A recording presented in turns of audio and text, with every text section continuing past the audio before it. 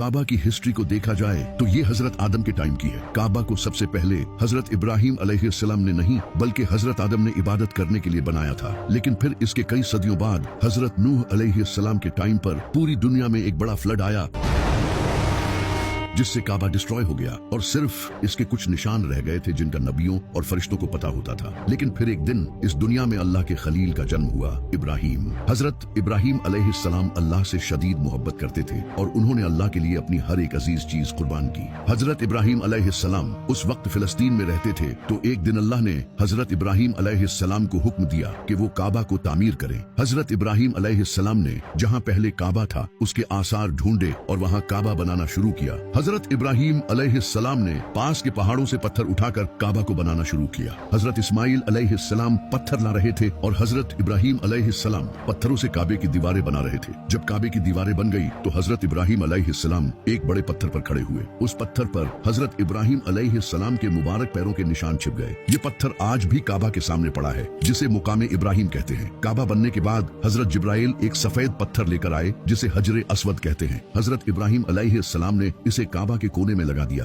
लेकिन मुसलमानों के गुनाहों की वजह से आज ये पत्थर काला हो चुका है। हजरत इब्राहिम और इस्माइल अलैहिस्सलाम जब काबा को बना रहे थे तो वो साथ ही ये दुआ कर रहे थे, ऐ हमारे रब हमसे ये कबूल फरमा, बेशक तो सुनने वाला और जानने वाला है। ऐ हमारे रब हमें अपना मुसलमान बना और हमारी नस्ल से एक मुसलमान उम्मत बना जो तेरी फर्मा बरदार हो। जब हजरत इब्राहिम अलैहिस्सलाम ने काबा को बनाया था तो उस वक्त काबा स्क्वायर नहीं बल्कि रेक्टेंगुलर शेप में था और ये जो हिजरे इस्माइल वाली जगह है ये भी उस वक्त काबा में इंक्लूडेड थी। इसके दो दरवाजे थे, एक एंट्री के लिए और दूसरा दरवाजा एग्जिट के लिए था और इसकी हाइट 9 हाथ ऊंची थी। इसके बाद हजरत इस्माइल अलैहिस्सलाम की नस्ल वक्त गुजरने के साथ साथ काबा की देखभाल करती रही और आहिस्ता आहिस्ता लोगों ने काबा में बुत रखने शुरू कर दिए। फिर साल 570 ईस्वी में जब नबी सल्लल्लाहु अलैहि वसल्लम की पैदाइश का साल आया तो इसी साल एक इंसान ने काबा पर हमला करने का प्लान बनाया। इसका नाम अब्राहा था। अब्राहा एक बादशाह था जिसकी यमन पर हुकूमत थी और वो ये चाहता था कि जिस तरह दुनिया भर से लोग काबा आते हैं इसे छोड़कर लोग यमन में आएं।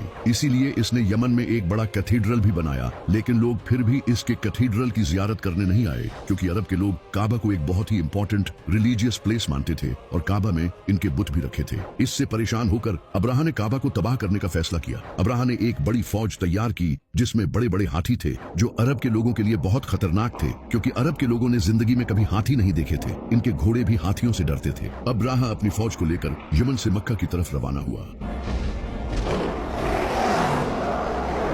और रास्ते में आने वाले टाउन्स और कबीलों पर कब्जा करता गया। इसी दौरान इसने कुछ ऊंट हथिया लिए लेकिन इन ऊंटों के मालिक का नाम अब्दुल मुत्तलिब था जो नबी सल्लल्लाहु अलैहि वसल्लम के दादा थे। जब हजरत अब्दुल मुत्तलिब को इसका पता चला तो वो अब्राहा से मिलने गए और इसके पास जाकर उन्होंने अपने ऊंट वापस मांगे। अब्राहा ये देखकर बहुत हैरान हुआ। इसने जनाबे अब्दुल मुत्तलिब से कहा कि मैं यहाँ तुम्हारे काबा को तबाह करने आया हूँ और तुम्हें अपने ऊंटों की पड़ी है। तो जनाबे अब्दुल मुत्तलिब ने इसे कहा कि मैं इन ऊंटों का मालिक हूँ और इस काबे का मालिक कोई और है। मैं अपने ऊंटों की हिफाजत करूंगा और वो काबा की हिफाजत करेगा। तुम मेरे ऊंट मुझे वापस कर दो, फिर चाहे काबा पर हमला करो। तो अब्राहा ने इनके ऊंट इन्हें वापस कर दिए और वो वापस मक्का चले गए। वहां जाकर वो काबा के पास गए और इसके दरवाजे को पकड़कर कहा, ऐ अल्लाह, एक इंसान भी अपने घर की हिफाजत करता है तो तू भी अपने घर की हिफाजत कर। इसके बाद अब्राहा अपनी फौज लेकर मक्का की तरफ बढ़ा लेकिन जैसे ही वो मक्का के करीब आया तो इसके हाथियों ने आगे बढ़ने से इनकार कर दिया और पीछे मुड़ने लगे।